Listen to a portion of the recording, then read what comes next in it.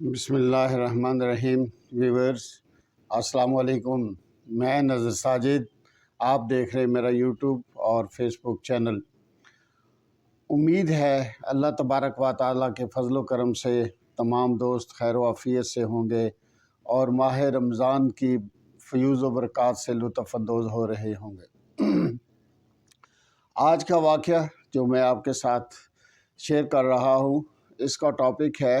صبر اور شکر کا پھل۔ ایک دفعہ کا ذکر ہے کہ ایک میاں بیوی ایک جگہ پہ رہ رہے تھے اور ان کے مالی حالات کچھ بہتر نہ تھے۔ بعض اوقات یہ تھا کہ دو تین دن کا فاقہ بھی انہیں کرنا پڑ جاتا تھا۔ ایک دفعہ اس طرح ہوا کہ 3 دن گزر گئے اور ان کے گھر میں کھانے پینے کے لیے کچھ نہیں تھا۔ تو میاں نے اپنی بیوی سے کہا کہ ایسا نہ ہو کہ ہمارے پڑوسیوں کو اس چیز کی خبر ہو جائے کہ ہم 3 دن سے ہم نے کچھ کھایا پیا نہیں ہے اور ہمارا چولہا گرم نہیں ہوا، تو لہٰذا آپ تندور جو ہے اس کو جلا دو اور اس میں لکڑیاں ڈال دو تاکہ یہ تاثر جائے پڑوسیوں کو کہ ہم کھانے پینے کے لیے کوئی چیز پکا رہے ہیں۔ تو وہ نیک بیوی اپنے خاوند کے کہنے پہ گئی اور اس نے تندور جو ہے وہ جلا دیا اور اس میں لکڑیاں ڈال دیں۔ اس طرح پڑوسیوں نے جب ان کے گھر سے آگ کا دھواں نکلتے ہوئے دیکھا اور انہوں نے یہ فیل کیا کہ یہ کچھ کھانے پکانے میں مصروف ہیں اور تندور جل رہا ہے، تو پڑوسن نے کہا کہ چلو میں ان کے گھر سے آگ جو ہے وہ لے آؤں، کیونکہ پرانے وقتوں میں آپ کو پتہ ہے کہ آگ جلانے کے لیے جو ہے یہ ماچس اور ڈبیا اور یہ تیلیوں کی ماچسیں وغیرہ اتنی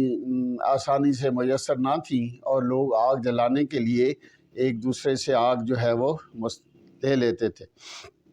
تو کیا ہوا کہ جب وہ پڑوسن آئی اور اس نے جلتا ہوا تندور دیکھا تو اسے کیا نظر آیا کہ وہ تندور جو ہے وہ روٹیوں سے بھرا ہوا ہے اور آگ جو ہے وہ جل رہی ہے۔ تو وہ فوراً اپنے اس کے پاس گئی جس کے گھر میں وہ آئی تھی، پڑوسن کے، کہ آپ یہاں آرام سے بیٹھی ہو اور دیکھو تمہارے تندور میں آپ نے جو روٹیاں لگائی تھیں وہ تو روٹیاں جل رہی ہیں۔ حالانکہ اس نے تو کچھ بھی نہیں لگایا تھا تندور میں، صرف تندور جلایا تھا، آگ جلائی تھی۔ بہرحال وہ گئی اور اس نے روٹیاں جو تھیں وہ اتاری،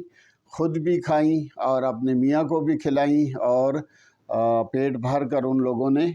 کھانا کھایا 3 دن کے بعد اور اللہ تعالیٰ کا شکر ادا کیا۔ اور باقی جو ان کے پاس روٹیاں بچ گئی تھیں وہ جو ان کے غریب پڑوسی تھے ان میں انہوں نے تقسیم کر دی۔ اس طرح وہ بڑے خوش ہوئے، اللہ تعالیٰ کا شکر ادا کیا۔ اور بیوی جو تھی اس نے میاں سے یہ گزارش کی کہ آپ اللہ تعالیٰ کے نیک آدمی ہیں اور اللہ تعالیٰ سے جو بھی آپ مانگتے ہیں تو اللہ تعالیٰ عنایت فرماتا ہے۔ آپ ایسے کرو کہ آج رات جب آپ تہجد کی نماز کے بعد دعا مانگتے ہو تو اللہ تعالیٰ سے یہ التجا کرو کہ اے اللہ تعالیٰ ہمیں دنیا کے اسباب،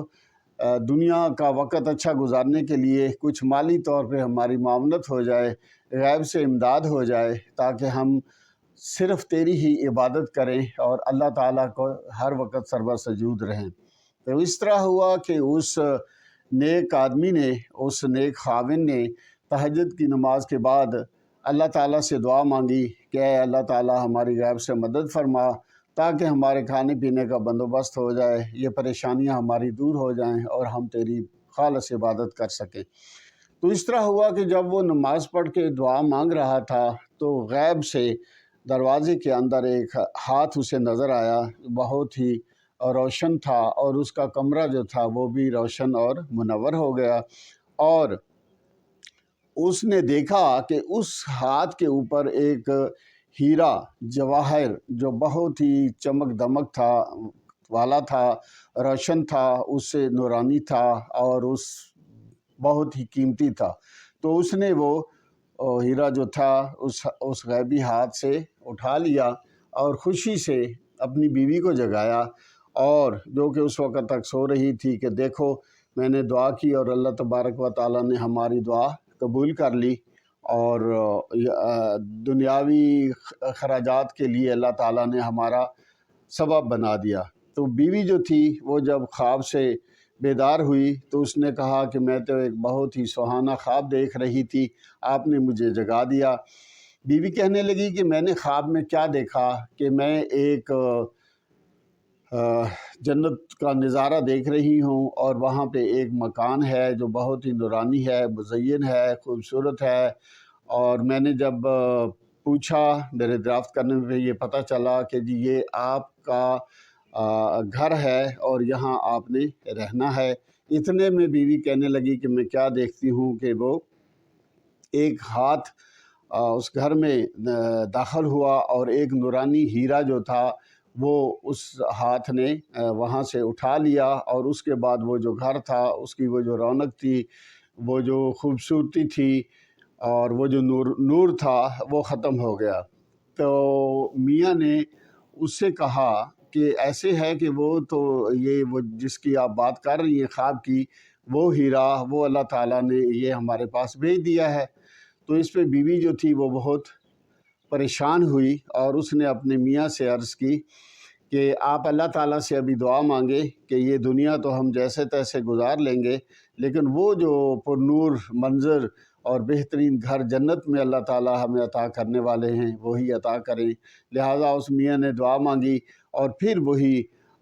ہاتھ جو ہے وہ نظر آیا، اور اس نے وہ ہیرا جو تھا اس پہ رکھ دیا اور وہ واپس چلا گیا۔ تو عزیز دوستو، اس سے ہمیں یہ سبق ملا کہ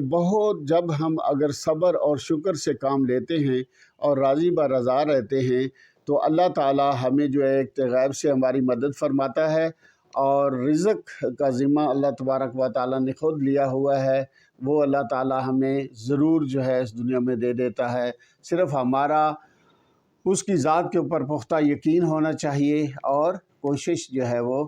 شرط ہے۔ دوسری بات یہ ہے کہ دوسرا سبق یہ ملا کہ ہماری جو کچھ دعائیں